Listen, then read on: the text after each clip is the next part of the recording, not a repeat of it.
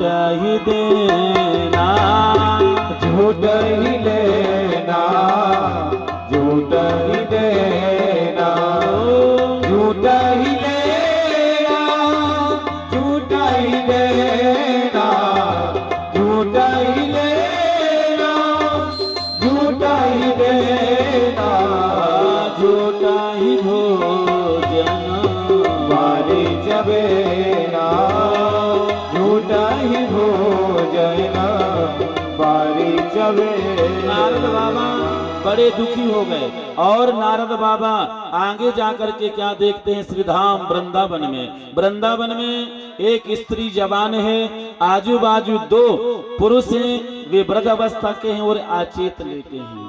वहीं से नारद बाबा निकले, नारद बाबा को देख करके वो स्त्री ने आवाज लगाई, भो भो साधुनाम क्षण तुष्टमं चिंतामपि नासं दर्शनम तब लोकस्य सर्वगम हरं परम।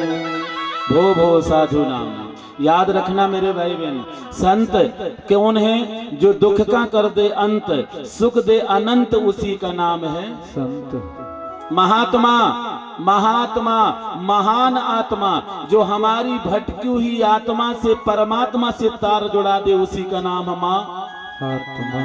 ओ मेरा टूटा तार जुड़ा दे, कि ऐसा कोई संत मिले, अरे मेरी सीधी बात करा दे, कि ऐसा कोई संत मिले। आज वो देवी नारद बाबा से कहती, तुम्हारे दर्शन करके मुझे ऐसा महसूस हो रहा है कि आप मेरी चिंता को दूर करने के काबिल हो। देखिए, यदि संत महात्मा हमें मिले तो हमारा भाग है, हम संत महात्माओं के घर में जाएं, हमारा भाग है। संत महात्मा हमारे घर आ जाए, ये हमारा सौभाग्य है। हम महात्माओं की याद करें, हमारा भाग है, और महात्मा हमारी याद करे, हमारा सौभाग्य है। प्यारे, और नहीं सुधरे तो पर हमारा, जोर से बोलो, और क्या हो सकता है? क्यों? क्योंकि संतों का दर्शन होता है परमात्मा की कृपा के बगैर नहीं हो सकता। अब भरोस भयाऊं हनुमंता, और बिना हरि कृपा मिले ही नहीं संता। नारद बाबा बार बार निवेदन करती है, वो स्त्री तो जाते हैं और कहते हैं, देवी तू कौन है? और जो अचेत पुरुष लेते हैं वृद्ध अवस्था के, जी कौन है?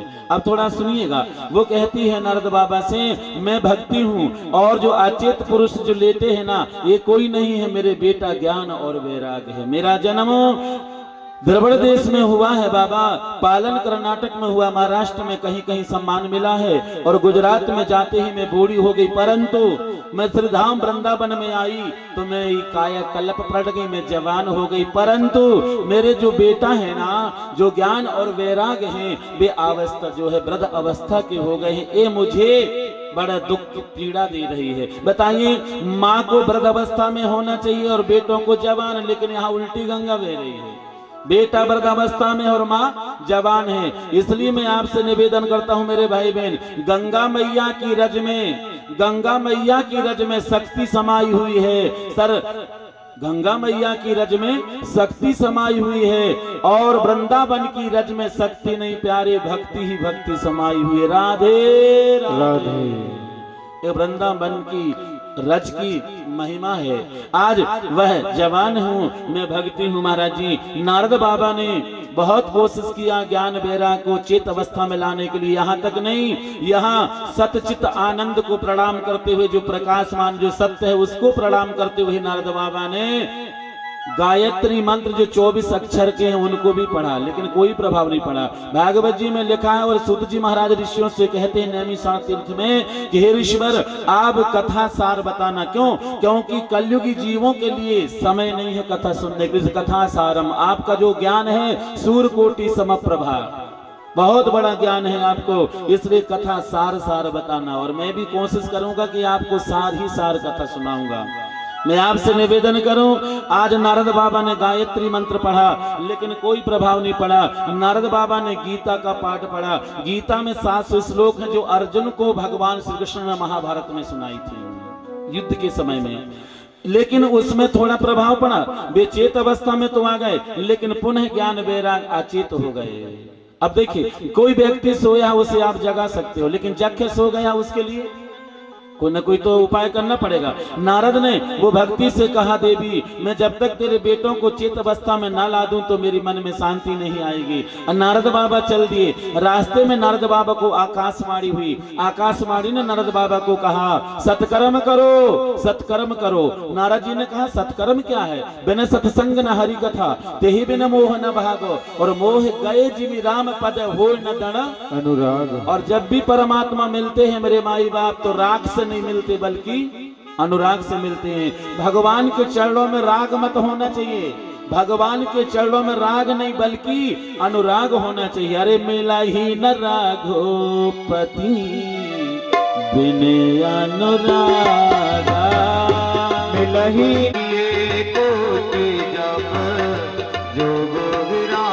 जब भी भगवान मिलते हैं मेरे माई बाप तो राग से नहीं बल्कि अनुराग से मिलते हैं। और भगवान की भक्ति में राग नहीं बल्कि अनुराग होना चाहिए। श्री सूत जी महाराज कहते हैं, नारद बाबा को आकाशवाणी, मन में बड़ी विचलता आ गई, सत्कर्म क्या है?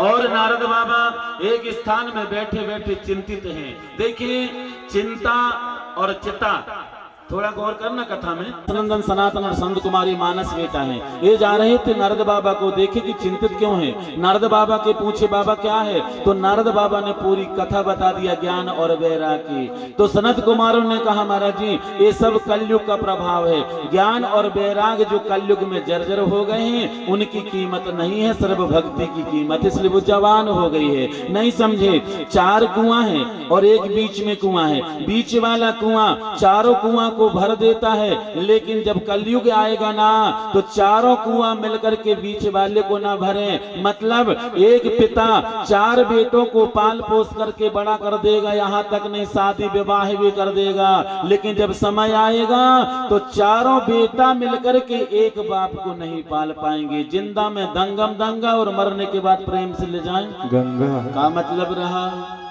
याद रखना, लोग कहते हैं अच्छा कर्म करोगे तो मरने के बाद क्या मिलेगा? और जोर से बोले, और जोर से बोलिए, स्वर्ग मिलेगा ना। लोग कहते हैं अच्छा कर्म करोगे तो मरने के बाद स्वर्ग मिलेगा, पर इस बात को मैं नहीं मानता, क्षमा चाहता हूँ। क्यों? क्योंकि घर में बूढ़े माँ बाप बैठे हैं, अरे उनकी सेवा करो प्यारे, मरने की छोड़ो, जीते जी तुम्हें स्वर्ग मिल जाएगा। क्या मरने की बात कर रहे हो? अब हाथ में चाय है तो ताली कैसी है? आपसे निवेदन प्रार्थना, गंगा नहाओ ना तीर्थ कराओ, अरे धर्म निभा लो रे, अरे बूढ़े माँ बाप की सेवा करो जरा, पुण्य कमा लो रे। याद रखना, घर में जो माँ बाप हैं वे साक्षात देवता हैं। याद रखिए, घर में माँ काख रही है, कूल रही है, और देवी दाई के मंदिर में जाके आप चुनरिया चढ़ा रहे हैं, तो एक बार विचार करो, मंदिर की वो माँ कभी खुश होगी क्या? अरे घर रूपी मंदिर की माँ खुश नहीं है तो वो मंदिर की माँ कहाँ खुश होगी?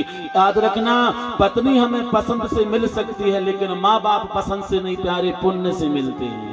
क्या पुण्य से मिलते हैं माँ और बाप। आज देखिए सनत कुमार ने कहा ये सब कलयुग का प्रभाव है।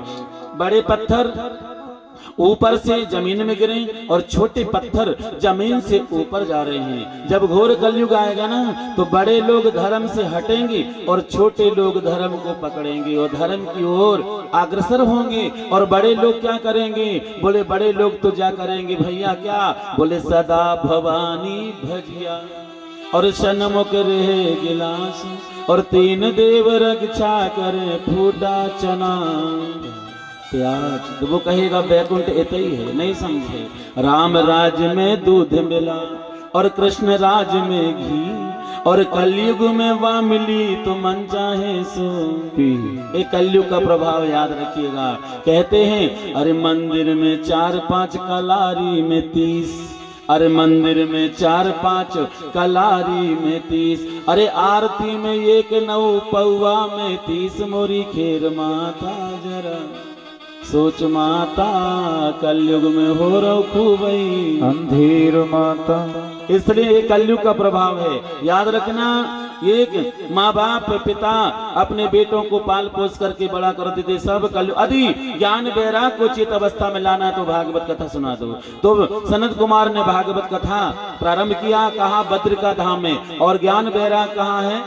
श्रीधाम वृंदावन में, वहां उनको प्रभाव पड़ रहा है। बताइए, अब कथा का प्रभाव वृंदावन में पड़ रहा है तो तुम्हें कथा का प्रभाव पंडाल के भीतर नहीं पड़ेगा क्या? एक बार सोचो तो सही, एक बार विचार करिएगा।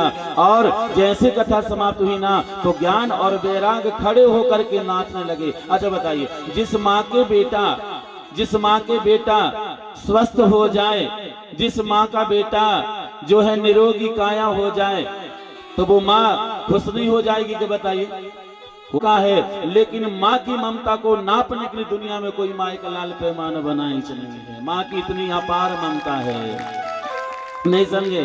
जब बेटा विदेश जाता है, तो विदेश से जब बेटा घर आता है तो माँ अपने बेटा का रूप देखती है। मेरा बेटा काला हो गया, मेरा बेटा दुबला गया, मेरे बेटा को शायद वहां का पानी सूट नहीं हुआ। ये माँ अपने बेटा का रूप देखती है, लेकिन पत्नी रूप ना देख करके बटुआ में रुपए देखती कितने आए हैं। यही माँ है, याद रखिएगा। क्षमा चाहता हूँ, हम भी कथा के बाद जाते सबसे पहले डब्बे ही देखते कहाँ। सच में देखो, हम तो हमें भी नहीं छोड़ेंगे, जो सत्य है तो है। क्योंकि हम तो ब्रजवासी और हम आपको इसलिए छपारा में कथा करने के लिए अघन के महीना में आए हैं कि अघन का महीना महान होता है। इसलिए इतनी कथा सुना के जाएंगे कि तुम्हारी जिंदगी को सफल कर देगी। याद रखिएगा, आज माँ भक्ति नाचने लगी, और नाचते हुए भक्ति ने ऐसा कीर्तन किया मेरे बांके बिहारी का, जो एक ही कीर्तन में बांके बिहारी के 9 बार नाम आ गए। एक ही कीर्तन बोले क्या? बोले श्री कृष्ण गोविंद हरे मुरारी, श्री कृष्ण गोविंद हरे मुरारी, और हे नाथ नारायण वासुदेव। इस कीर्तन में आप गिन के देखना, बांके बिहारी का 9 बार नाम आया। अब एक बार सोचिए, और कोई सी भी कीर्तन भक्ति कर सकती थे मेरे भाई बहन, लेकिन इसी को क्यों किया? मैं आपसे निवेदन करूं, जब बांके बिहारी के जब 9 बार नाम आए हुए ना, तो 9 का अंक जो है वो पूर्ण है। 9 का अंक पूर्ण है, और बाकी कोई अंक पूर्ण नहीं है। 9 एकम 9 दूनी 8 और 1 9 तिया 2 और 7 9 चौके, कैसे भी जोड़ो 9 ही आएगा। बाकी दुनिया में कोई अंक ऐसा नहीं है जो पूर्ण हो, पर 9 का एक ऐसा अंक है जो अपूर्ण नहीं है, वो पूर्ण है। और जब भी परमात्मा आए हैं पूर्ण ब्रह्म, तो कोई तिथि नहीं देखा, यही तिथि देखा क्या? अरे नौमी तिथि री मधुमास पुनीता, नौमी तिथि मधुमास पुनीता, नौमी तिथि मधुमास पुनीता, नौमी तिथि मधुमास पुनीता, सुकल बाचे अवधिक हरि कीता, सुकल बाचे अवधिक